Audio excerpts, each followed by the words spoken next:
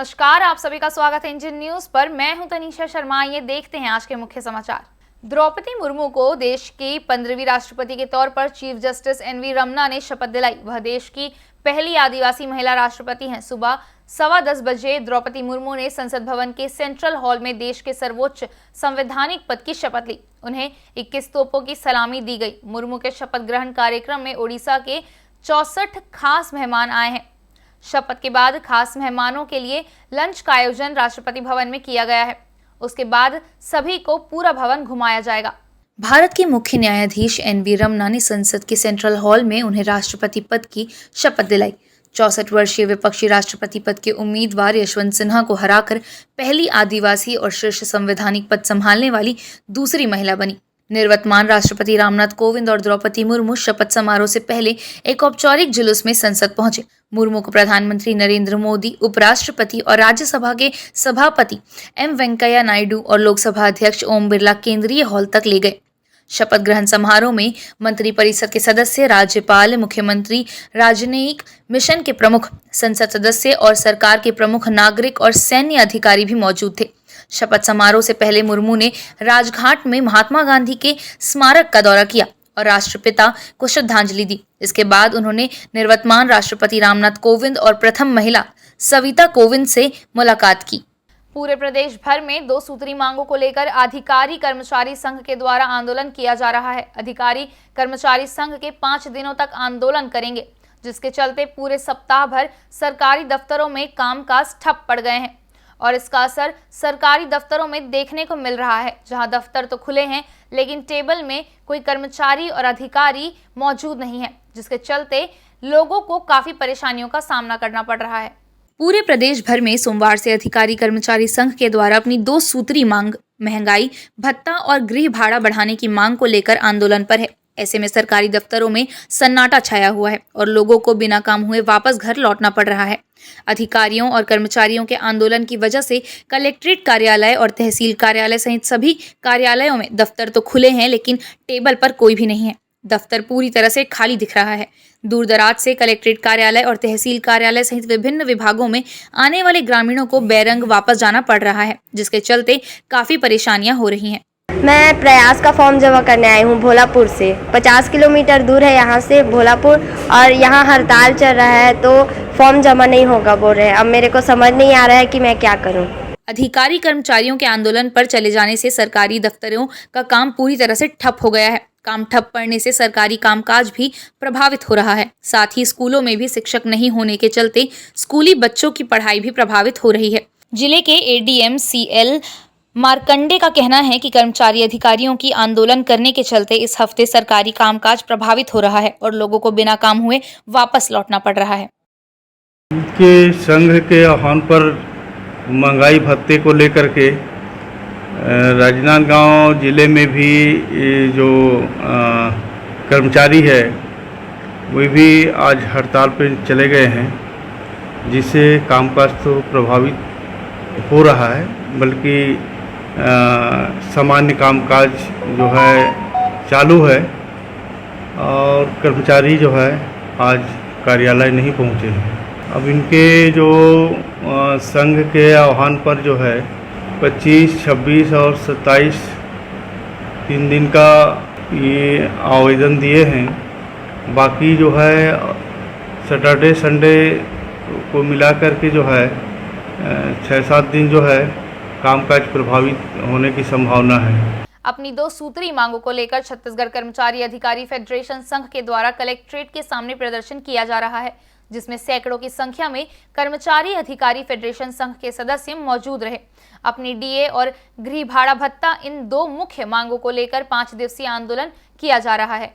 DA और गृह भाड़ा भत्ता को लेकर छत्तीसगढ़ कर्मचारी अधिकारी फेडरेशन के तत्वाधान में 5 दिवसीय आंदोलन कलेक्ट्रेट के सामने फ्लाईओवर के नीचे प्रदर्शन किया जा रहा है, जिसमें करीब 54 संगठन के लोग इस प्रदर्शन में शामिल हुए। वहीं फेडरेशन का कहना है कि 34% हमारा बकाया है और इस सरकार में अलग अलग DA भत्ता दिए जा रहे हैं, जिसमें विद्युत कर्मचारियों को अलग, IAS को अलग और शिक्षा विभाग के कर्मचारी अधिकारियों को अलग DA दिया जा रहा है। मांगे पूरी नहीं होने पर आगे उग्र आंदोलन अनिश्चितकालीन किया जाएगा।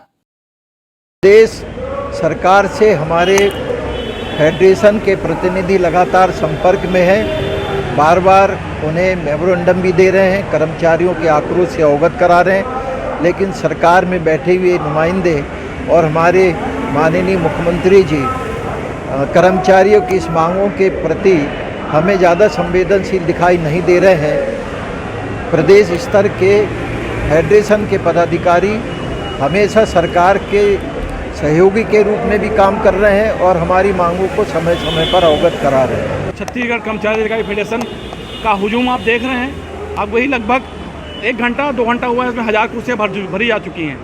सरकार के खिलाफ कितना आक्रोश है। बार बार जगाने के बाद, बार बार बोलने के बाद हमारे ऊर्जावान मुख्यमंत्री आदरणीय भूपेश बघेल जी अभी तक जागे नहीं हैं। आज पूरे लामबंद राजनांदगांव जिले के पूरे 9 ब्लॉक और राजनांदगांव का विकासखंड देख लीजिए आप कितना बड़ा है। और हमने 2 मांगे हैं, डीए और HR भत्ता। आप सभी को दे रहे हो, अपने विधायकों को बढ़ा रहे हो। विधायकों का 2 दिन में बढ़ जाता है, कर्मचारी कितने दिन से आपको ज्ञापन दे रहा है, बात कर रहे हैं, मगर आपने अभी तक सुना नहीं। आदरणीय मुख्यमंत्री जी, मैं आपसे सादर निवेदन करता हूँ, कर्मचारियों को जगाओ मत। कर्मचारी आपके खिलाफ जाग गए तो आपको जो पिछली सरकार की गति थी उससे ज़्यादा गति से भुगतना पड़ेगा। छत्तीसगढ़ अधिकारी कर्मचारी फेडरेशन क्या ये तीसरे चरण का हड़ताल 25 से 29 तक है और ये 34% डीए के लेके मांग है। कर्मचारियों को भारी नुकसान हो रहा है इस डीए में। अगर सरकार डीए नहीं देती तो अगला जो है तो अनिश्चितकालीन आंदोलन होगा। हम लोग शुरू से ही तीसरे चरण का हड़ताल कर रहे हैं, आगे भी ये जारी रहेगा।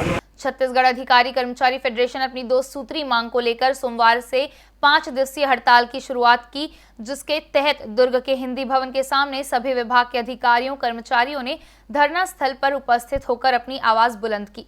छत्तीसगढ़ अधिकारी कर्मचारी फेडरेशन ने अपनी 2 सूत्री मांग को लेकर प्रदेश सरकार के खिलाफ हल्ला बोल आंदोलन की शुरुआत कर दी है, जिसके प्रथम चरण में प्रदेश के अधिकारी व कर्मचारी 5 दिवसीय सामूहिक अवकाश लेकर प्रदेश सरकार से 34% डीए व केंद्र के बराबर गृह भाड़ा भत्ता की मांग कर रहे हैं। अपनी मांगों को लेकर अपनी एकजुटता का परिचय दिखाते हुए दुर्ग के अधिकारी कर्मचारियों ने हिंदी भवन के सामने धरना प्रदर्शन किया और प्रदेश सरकार से केंद्र के बराबर डीए प्रदान करने की मांग की। छत्तीसगढ़ कर्मचारी अधिकारी फेडरेशन के बैनर तले ये तीसरे चरण में हम 5 दिन का आंदोलन, अभी 25 जुलाई से 29 जुलाई तक की ये 5 दिन का आंदोलन है। कलम बंद काम बंद इसका नाम दिया गया है और निश्चित तौर से आज पूरे हमारे ज़िले में ग्राम पंचायत से लेकर के कलेक्टर कार्यालय तक के सभी कार्यालय बंद हैं। हमारे स्वास्थ्य विभाग के भी जो गाँव में जो स्वास्थ्य सेवाएं रहती है उसको भी ठप कर दिया गया है। पटवारी साथी भी यहाँ पर आंदोलन में है, अन्य सभी 53 विभाग के साथी पूरा मौजूद हैं। पूरे कामकाज प्रभावित है। यदि सरकार इन हमारे बातों को नज़रअंदाज करती है तो हम आगे के लिए अनिश्चितकालीन के लिए हम लोग बाध्य होंगे। हमारा सरकार से यही कहना है कि आप जो कर्मचारी अधिकारी है सरकार के योजनाओं को क्षेत्र में क्रियान्वित करता है, इम्प्लीमेंटिंग अथॉरिटी वही है। नीतियाँ कौन बना रहे हैं? नीति भी हमारे अधिकारी बना रहे हैं। आपकी जो इच्छा होती है उसके अनुसार हमारा कर्मचारी अधिकारी नीति बनाता है और उसको क्रियान्वित करने के लिए हम सब मैदान में जुटते हैं। कोरोना काल में भी आप देखो, सबसे ज़्यादा अगर किसी का देहांत हुआ है तो हमारे कर्मचारी अधिकारियों का हुआ है। मैं यही कहना चाहता हूं कि अगर प्रदेश के कर्मचारी अधिकारियों की बात को मुख्यमंत्री जी और सरकार नहीं मानती है, उस परिस्थिति में आने वाले समय में अनिश्चितकालीन हड़ताल होना तय है।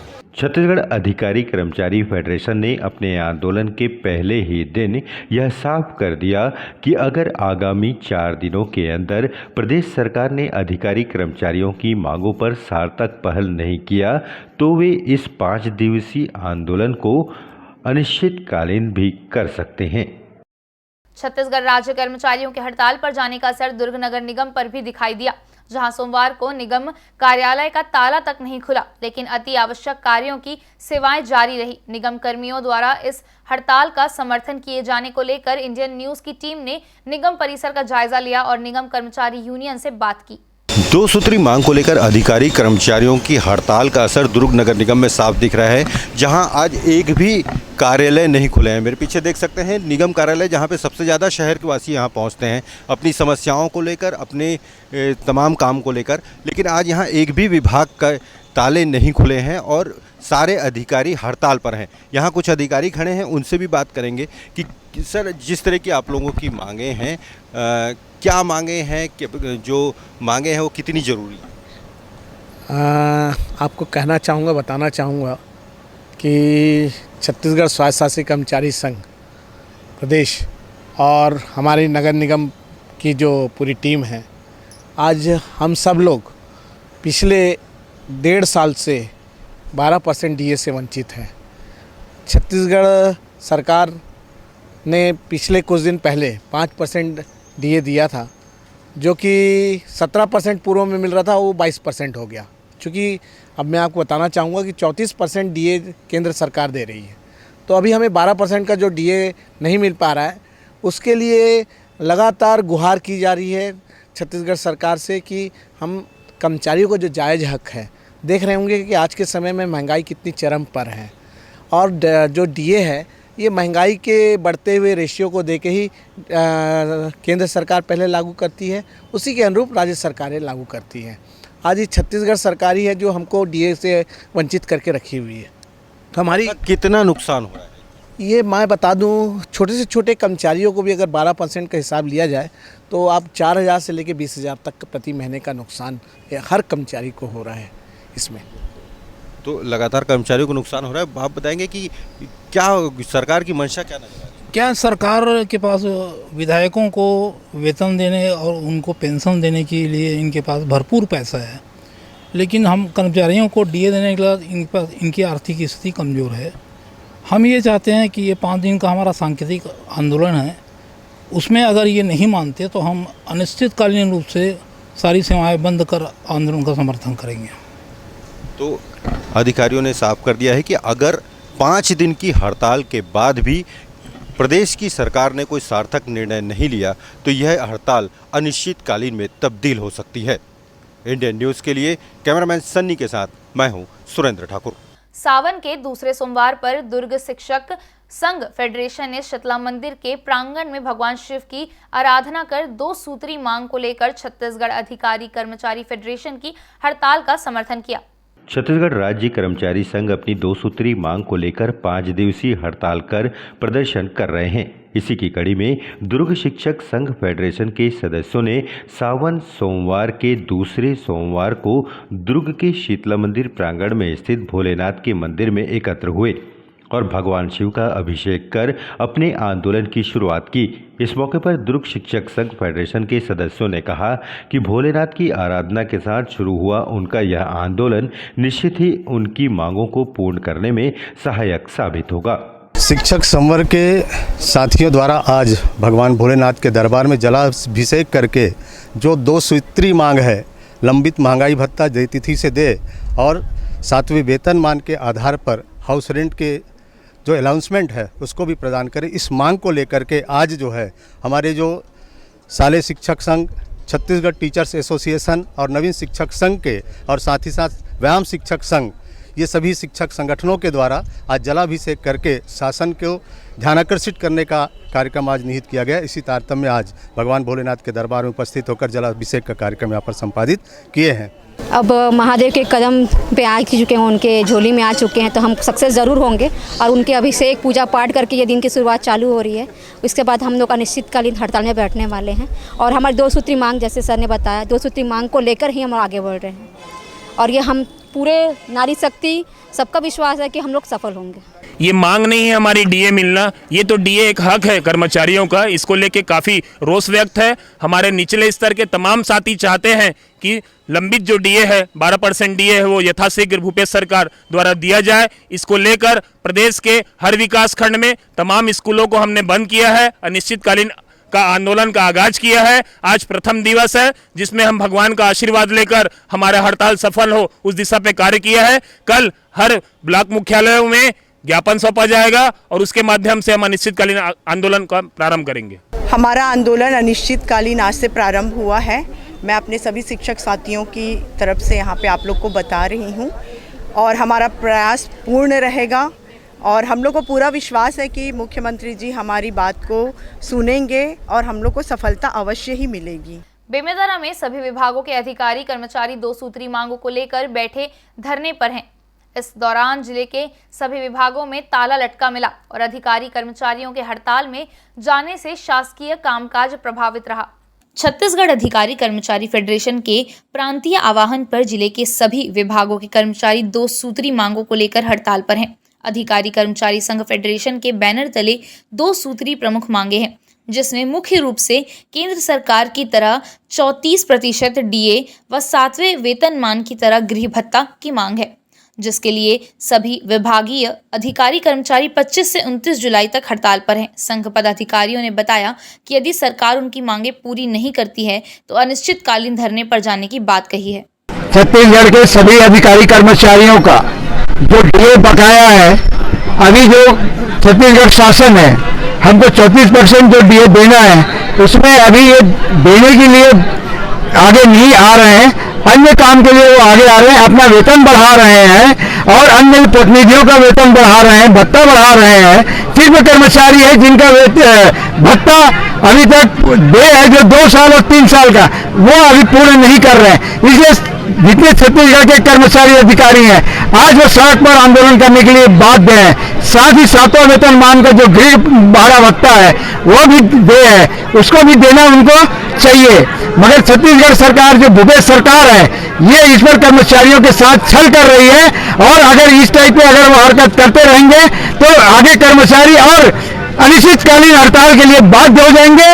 आज पूरे जिले में, हमारे बेमेतरा जिले में सभी विभागों में ताला लटका हुआ है, कोई नहीं है, सिर्फ अधिकारी बैठे हुए हैं, अन्यथा और कर्मचारी अधिकारी जो हैं वो सब हड़ताल पर हैं।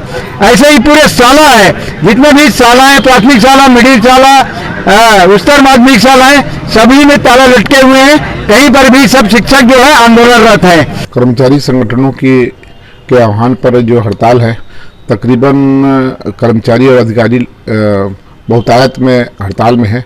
विद्यालय वैकल्पिक व्यवस्था की गई है, मध्याह्न भोजन हो जाए।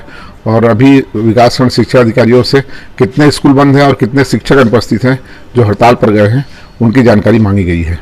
वक्त हो चला है एक ब्रेक का। ब्रेक के बाद भी खबरों का सिलसिला यूं ही जारी रहेगा। बने रहिए इंडियन न्यूज के साथ।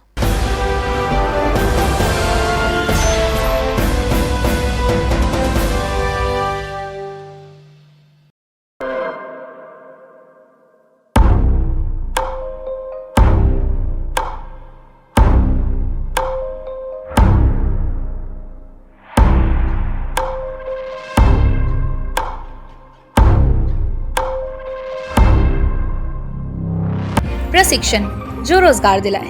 Computer hardware, mobile servicing course, electronical course, electronics course, refrigeration, air conditioning course, छात्रावास की सुविधा। Indu technical institute, T market power house, जिला दुर्ग, छत्तीसगढ़। Mobile number 9827194279, 74156744157। ये है इंदू ब्रॉडकास्टिंग प्राइवेट लिमिटेड और आप देख रहे हैं इंडियन न्यूज, हर पल, हर क्षण, हर सच।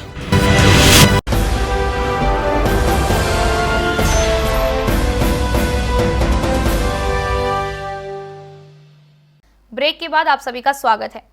छत्तीसगढ़ कर्मचारी अधिकारी फेडरेशन ने अपनी 2 सूत्री मांग 34% महंगाई भत्ता, केंद्र सरकार के 7वां वेतन आयोग के अनुरूप गृह भाड़ा देने को लेकर 5 दिवसीय हड़ताल पर चले गए हैं। कर्मचारियों अधिकारियों के हड़ताल में चले जाने से सभी सरकारी कार्यालय में तालाबंदी की स्थिति हो गई है। वहीं पूरे जिले के स्कूल कॉलेज बंद हैं। सरकारी कामकाज बंद होने से आम जनता को परेशानियों का सामना करना पड़ रहा है। अपनी मांगों को लेकर फेडरेशन के लोग लोहिया चौक पर हड़ताल पर बैठे हैं। फेडरेशन के जिला संयोजक का कहना है कि अभी हम लोग 5 दिवसीय हड़ताल पर हैं। इसके बावजूद हमारी मांगे पूरी नहीं होंगी तो हम लोग अनिश्चितकालीन हड़ताल पर चले जाएंगे।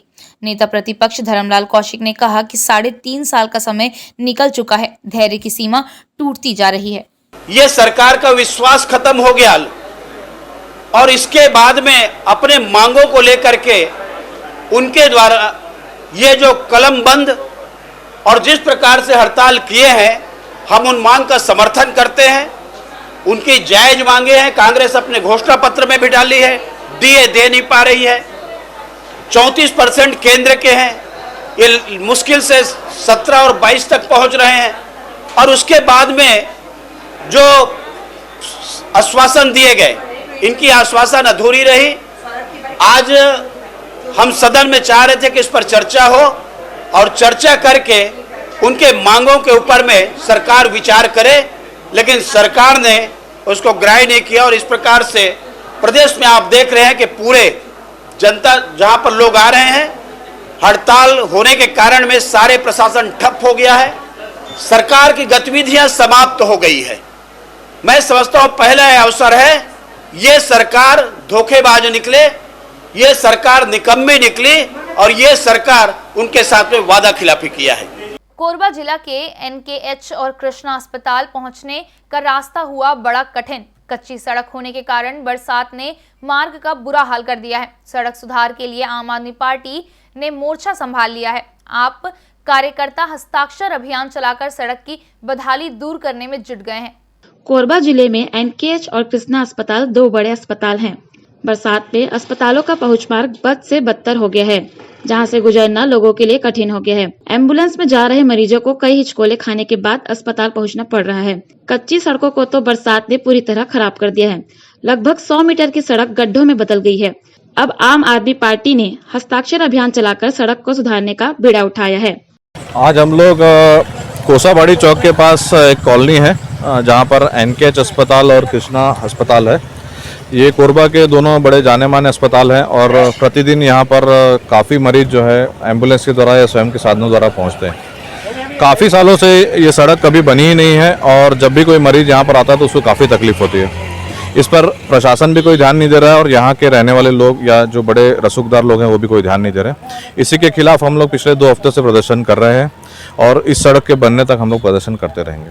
हमारे यहाँ के नेता और यहाँ के जो हॉस्पिटल वाले हैं, हमारे कोरबा के पब्लिक को माथे में कुछ पड़ नहीं लगता है, छुटपुट काम कराते हैं और टेम्परेरी हो जाते हैं। सड़क का हाल वैसी के वैसी है, दलदल बना ही हुआ है, गड्ढे बने हुए हैं, लोग गिर जा रहे हैं, गंदगी हो रही है, मच्छर पनप रहा है, डेंगू का खतरा बना हुआ है, इन लोग कोई सबक नहीं मिल रहा है। सड़क की मरम्मत के लिए न तो जिला प्रशासन ध्यान दे रहा है, न ही मार्ग पर स्थित अस्पताल प्रबंधन। अब देखना होगा कि आम आदमी पार्टी का यह प्रयास कितना रंग लाता है। सावन के दूसरे सोमवार को महाकाल सेना ने महाकाल बाबा की भव्य शोभा यात्रा और पालकी निकाली। शोभा यात्रा शहर के भरकापारा स्थित मां काली मंदिर से निकलकर विभिन्न मार्गों और चौक चौराहों से होते हुए गुजरी। यात्रा में बाबा भोलेनाथ के जयकारे और भक्ति गीतों पर शिव भक्त थिरकते रहे। भोले बाबा की भक्ति का रंग दूसरे सोमवार को भक्तों में चढ़ा रहा। कांवरियों ने सुबह से देर शाम तक शिवालयों में जलाभिषेक किया। वहीं संस्कार धानी की महाकाल सेना ने उज्जैन के बाबा महाकाल की तर्ज पर शोभा यात्रा व पालकी निकाली, जो भरकापारा से होते हुए शहर का भ्रमण किया। बाजे गाजे और भजन कीर्तन के साथ निकली बाबा महाकाल की पालकी आकर्षण का केंद्र रहा। जगह जगह श्रद्धालुओं ने बाबा की पूजा अर्चना की। वहीं भक्तों ने पारंपरिक वेशभूषा में शामिल होकर बाबा के प्रति अपनी गहरी भक्ति का प्रदर्शन किया।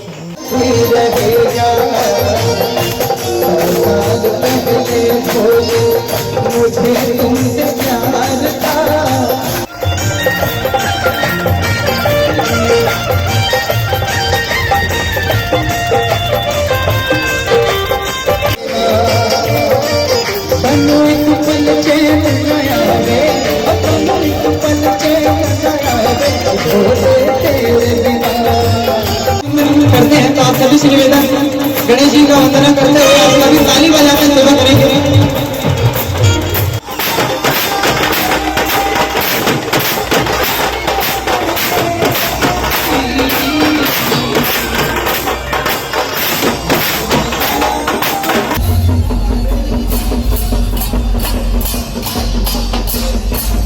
जय श्री महाकाल।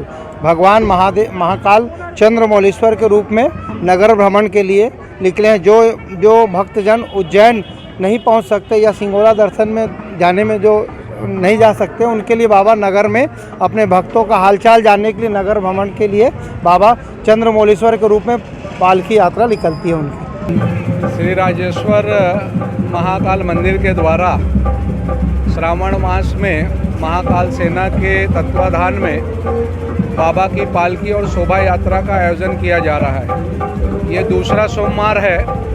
प्रथम सोमवार को नंदई चौक से निकला था और नगर भ्रमण करते हुए राम मंदिर में समापन हुआ था।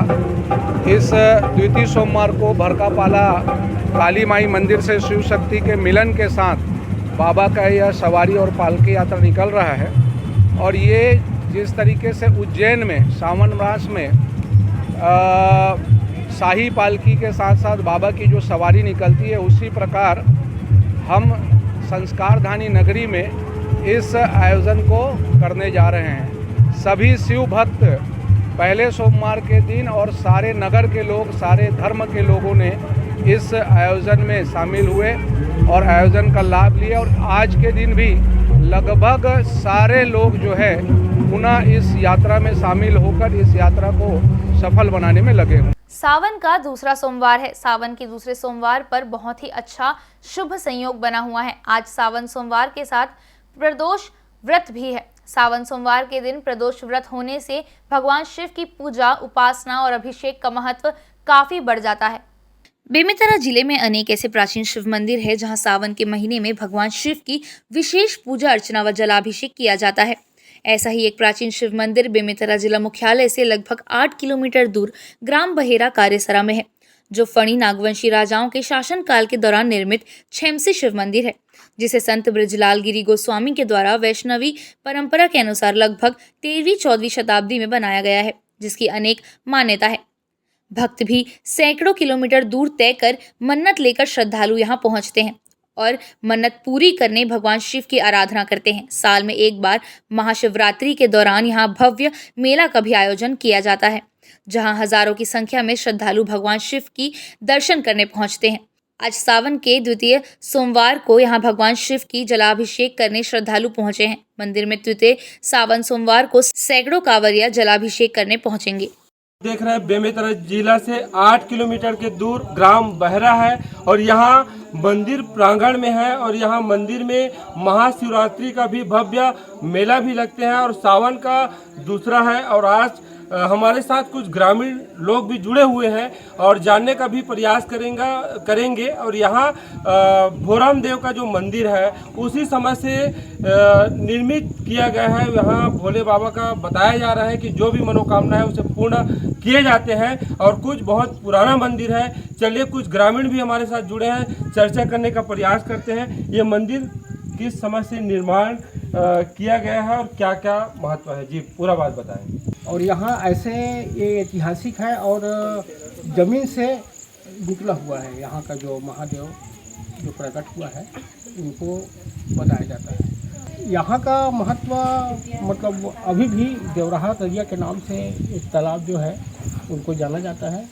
और यहाँ जैसे जो भी जैसे पत्थर निकालते हैं ना डूब के, और जो भी मन में मनोकामना होता है उस हिसाब से यहाँ पत्थर हाथ में आ जाता है, इस टाइप का बताते हैं।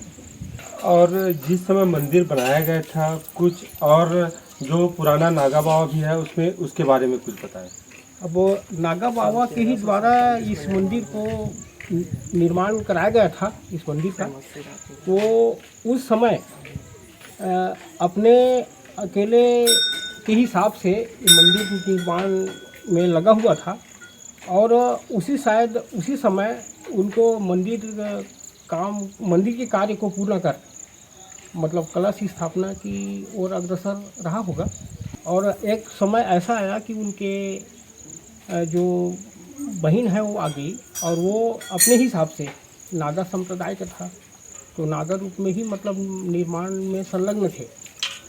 तो वो मतलब लोगों की भावनाओं को देखते हुए या अपने आप में शर्मिंदगी महसूस करते हुए उन्होंने वहाँ से छलांग लगा दी।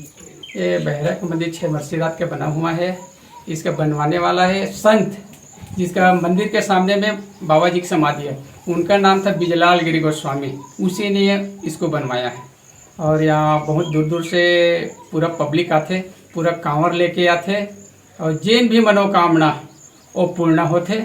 यहाँ एक बार शिवरात्रि मेला भी होते और पहले मोर दादाजी पूजा करत रही से, ओखर बाद मैं पूजा करता। मोर आज पूजा करत कम से कम 45 साल हो गए। मिथिला समाज ने द्वितीय सावन सोमवार के पावन अवसर पर कावड़ यात्रा निकाली। मिथिला समाज की ओर से आयोजित कावड़ यात्रा में श्रद्धालुओं ने बढ़ चढ़कर हिस्सा लिया।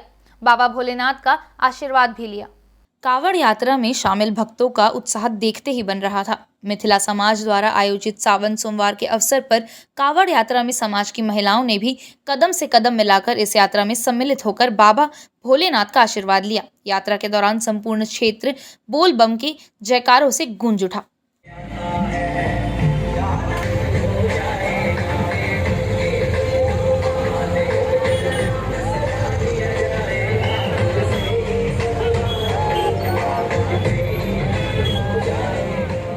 खबर हम आपको धार जिले के तिरला के नजदीक सूरजपुरा गांव की बता रहे हैं, जहां मियांपुर की पहाड़ी के ऊपर तेंदुए के 3 शावक देखे गए। दरअसल बकरी चराने वाले चरवाहे ने 3 छोटे तेंदुए के शावकों को देखा और आम लोगों को इसकी जानकारी दी। 3 नन्हे शावक बारिश में गुफा के अंदर बैठे थे। उनकी आवाज सुनकर चरवाहा उनके पास पहुंचा तो उन्हें बिल्ली का बच्चा समझा, परंतु उनके गुर्राने की आवाज सुनकर समझ गया कि यह तेंदुए के शावक हैं। उसने आवाज लगाई तो पहाड़ी पर पूजा पाठ करने आए लोग जमा हो गए। लोगों ने उनके फोटो खींचना शुरू कर दिया। कई लोगों ने उनके साथ सेल्फी ली। यह घटना शनिवार शाम की बताई जा रही है। देर शाम लोग उन्हें पहाड़ी पर छोड़कर घर चले गए ताकि उनकी मां उन्हें अपने साथ ले जा सके। अब वन विभाग का अमला नन्हे शावकों की मां की तलाश कर रहा है।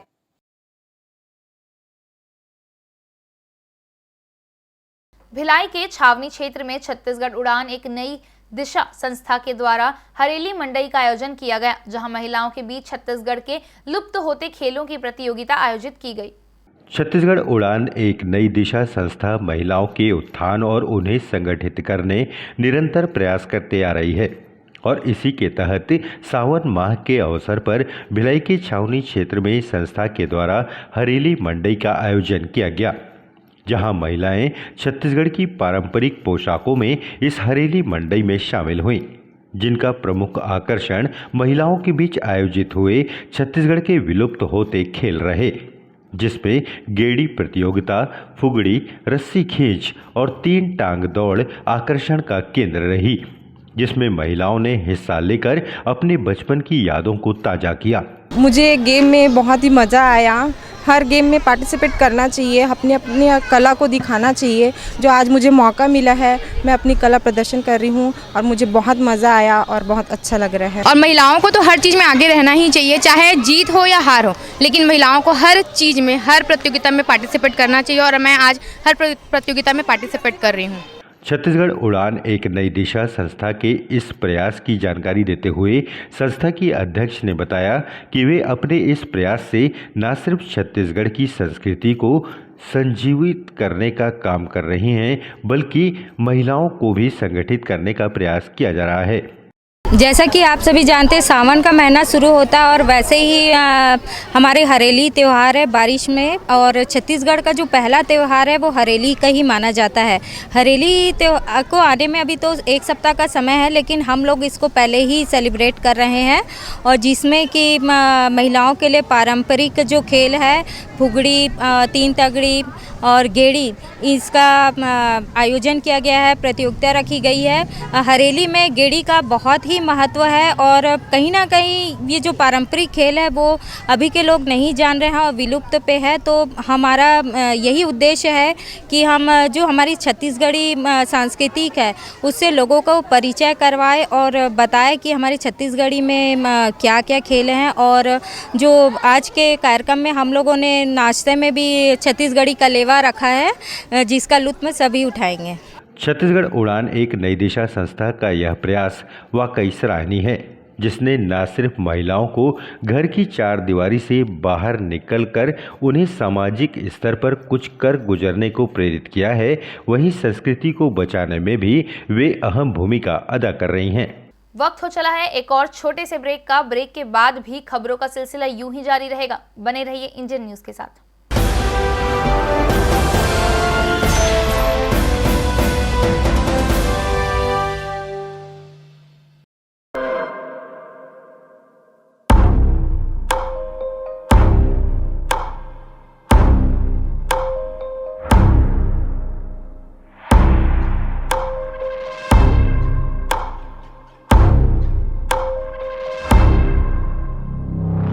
प्रशिक्षण जो रोजगार दिलाए, computer hardware, mobile servicing course, electronical course, electronics course, refrigeration, air conditioning course, छात्रावास की सुविधा।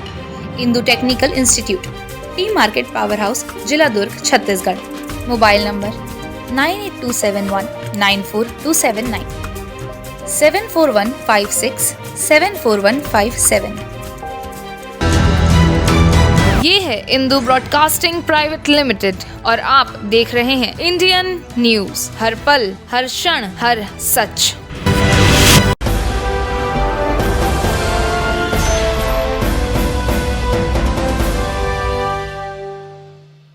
ब्रेक के बाद आप सभी का स्वागत है।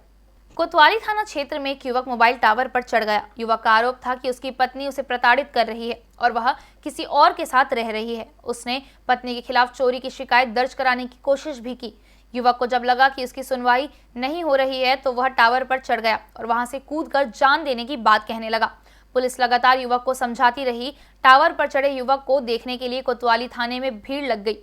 काफी समझाइश के बाद भी युवक नहीं माना और यह ड्रामा लगभग 30 मिनट तक चलता रहा।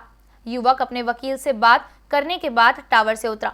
हनुमान मंदिर के पास रहने वाले युवक अरुण मिश्रा ने बताया कि उसका और उसकी पत्नी का विवाद चल रहा था। युवक के अनुसार उसकी पत्नी उसके साथ नहीं रहती है और उसके घर के जेवर लेकर चली गई है। युवक ने पुलिस में शिकायत की लेकिन पुलिस ने उसको गंभीरता से नहीं लिया तो युवक मोबाइल टावर पर चढ़ गया, खुदकुशी करने की कोशिश करने लगा। फिलहाल युवक मोबाइल टावर से उतर गया है और अपनी शिकायत कोतवाली थाने में दर्ज किया है। थाना प्रभारी BL अट्टोदे ने बताया कि युवक और उसकी पत्नी का दहेज का मामला न्यायालय में विचाराधीन है। इसी के चलते वह अपनी पत्नी के खिलाफ रिपोर्ट दर्ज कराने आया था। पुलिस ने न्यायालय में विचाराधीन प्रकरण होने की बात कहकर उसे समझाइश दी है लेकिन युवक नहीं माना। युवक चाहता था कि उसकी पत्नी के खिलाफ मामला दर्ज हो। पुलिस युवक को समझाने में लगी हुई है। अरुण हनुमान मंदिर का रहने वाला है। उसने अपनी पत्नी प्रिया के खिलाफ की शिकायत दी थी और फैमिली डिस्प्यूट का मैटर था। प्रिया ने भी इसके खिलाफ में शिकायत दी थी। तो जांचकर्ता के माध्यम से आज उनको बयान के लिए बुलाया गया। फैमिली विवाद के कारण इनमें सुलह समझौता नहीं हुआ, खिन्न होकर टावर पर चढ़ गए। क्या समझाई दी सर इसको? समझाइश ये दी कि जो वैधानिक कार्रवाई होगी की जाएगी। जांच में हमको जैसे तथ्य आएंगे इसी उसकी कार्रवाई की जाएगी। समझाने पर वो टावर से नीचे आ गया और उसके विरुद्ध वैधानिक कार्रवाई। रायपुर में रविवार को नाबालिग लड़की ने एक युवक की गला रेत कर हत्या कर दी। युवक की गलती इतनी थी कि उसने नाबालिग को रास्ते में आगे निकलने का मौका नहीं दिया। वह बोल सुन नहीं सकता था। पुलिस ने आरोपी को गिरफ्तार कर लिया है। बॉलीवुड फिल्मों में दिखाए जाने वाले गैंगस्टर और डॉन जैसे बनने की चाहत ने उसे सलाखों के पीछे लाकर रख दिया। लंबे वक्त से शहर के आजाद चौक थाना इलाके में मारपीट, लोगों को धमकाना, नशाखोरी जैसे घटनाओं में शामिल रही है। रविवार को नाबालिग ने सारी हदें पार कर दी। स्कूटर की पिछली सीट पर मां को बिठाकर आरोपी किसी काम से निकली थी। गली के सामने सुदामा नाम का एक शख्स साइकिल पर खड़ा था। हॉर्न बजाकर नाबालिग ने साइड मांगी। साइड नहीं मिली तो स्कूटर का बैलेंस बिगड़ा और पिछली सीट पर बैठी मां गिर पड़ी। नाबालिग को इतना गुस्सा आया कि इसने अपने पास रखे बटनदार चाकू से साइकिल वाले सुदामा का गला रेत दिया। मौके पर ही उसकी मौत हो गई।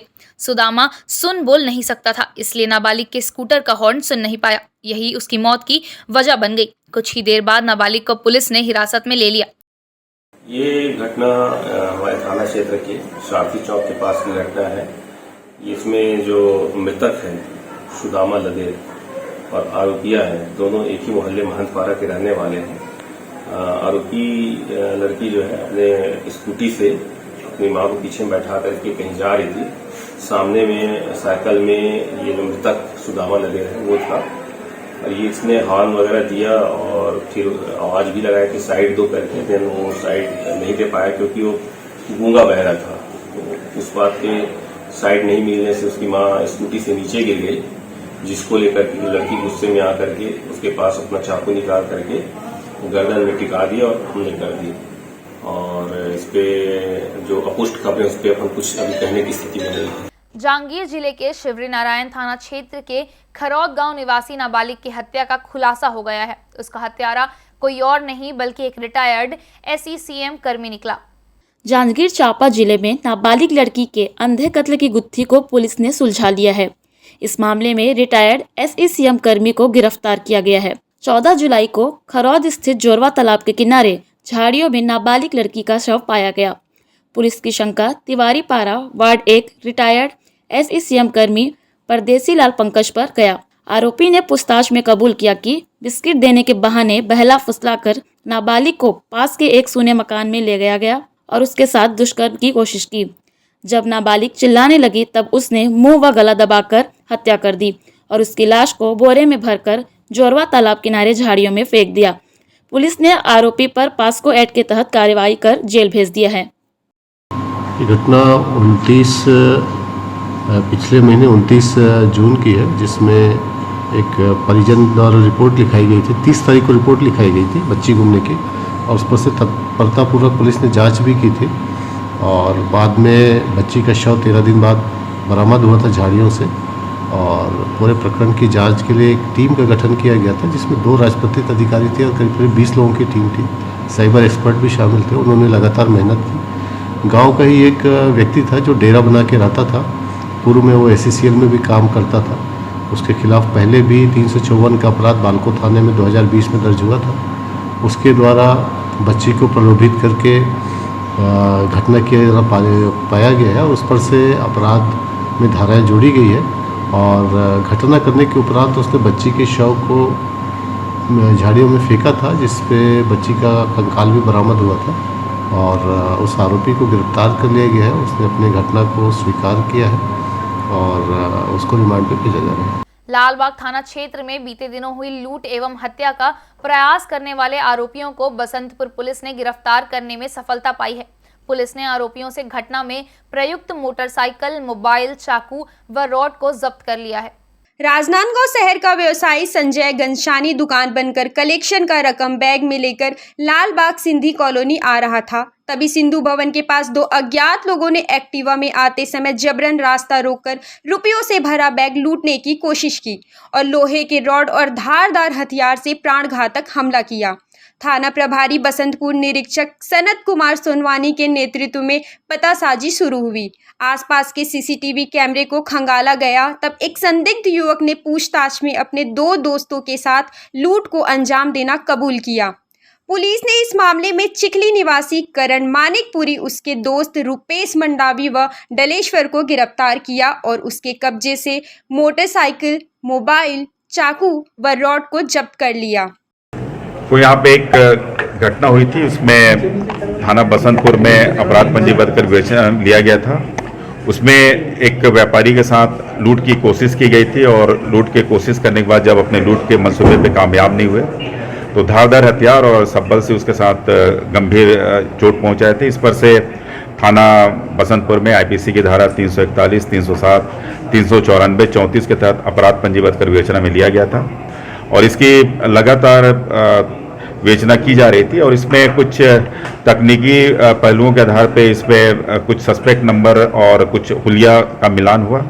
इस पर से जो सस्पेक्ट है उनके बारे में पता तलाश किया गया। पता तलाश करने के बाद घटना के दिन में भी एक व्यक्ति दुकान के पास बैठा था। जैसे ही दुकान से सामान लेके और पैसा लेके जब वापस अपने घर की ओर गया, तुरंत कॉल हुआ उसमें और कॉल करने के बाद घटना स्थल पे इन लोगों ने आगे पहले रोका और उसका जो रुपया से भरा हुआ बैग छीनने का प्रयास किया।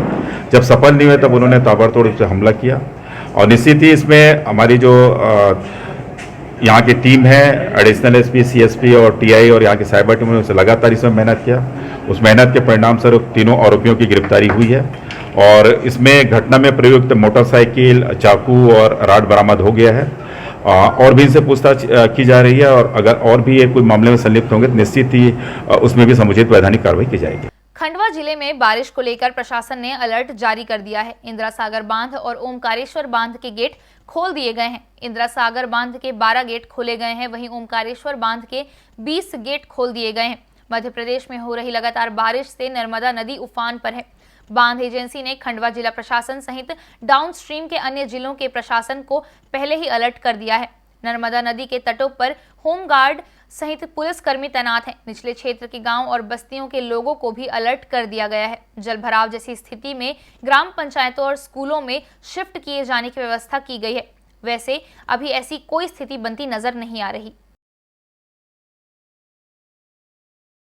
एक्चुअली हम लोगों ने अलर्ट तो जारी कर दिया था। जैसा आप सबको पता है कि जुलाई के महीने में काफ़ी वर्षा हुई है हमारे लोकल क्षेत्र में, हांडिया होशंगाबाद में, और तवा के अपस्ट्रीम में भी काफ़ी बारिश हुई है, तो उससे तवा के गेट भी इस बार ऑपरेट हुए। तो जुलाई के महीने में काफ़ी हमें आवक हुई है पानी की। उसको देखते हुए हमने करीब 6-7 दिन पहले ही एक प्राथमिक सूचना हमने प्रशासन को दे दी थी कि हमारे इंदिरा सागर बांध के गेट जो है, क्योंकि हमारा जुलाई का जल स्तर है वो 258 के आसपास हमको रखना होता है, एक रेगुलेटिंग लेवल हमको बताया गया है। तो उसको देखते हुए हमने करीब प्राथमिक सूचना दे दी थी करीब 5-6 दिन पहले कि जैसे ही कल बहुत अधिक वर्षा हुई है हमारे हांडिया क्षेत्र में, करीब 135 mm बारिश दर्ज हुई है। उसको देखते हुए, पानी की आवक को देखते हुए हमने कल ही डिसाइड कर लिया था कि आज हमें 9 बजे बांध के गेट खोलने पड़ सकते हैं, और हमने कल पूरे प्रशासन को सूचित कर दिया था। सर, कितने गेट खोले गए हैं और कितने क्यूसेक पानी छोड़ा जा रहा है? 12 गेट खोले गए हैं और हम लोग अभी 2000 क्यूमेक्स पानी छोड़ रहे हैं, और हम लोग इसको रिव्यू करेंगे अभी करीब 1 बजे। और ये संभावना है कि अभी का जो वहाँ का इनफ्लो है हांडिया से, होशंगाबाद से, उसको देखते हुए ये हमें शायद गेट और बढ़ाने पड़ेंगे और डिस्चार्ज और बढ़ाना पड़ सकता है। आज की खबरों में फिलहाल इतना ही। हम फिर मिलेंगे आपसे हर पल, हर क्षण, हर सच के साथ। नमस्कार।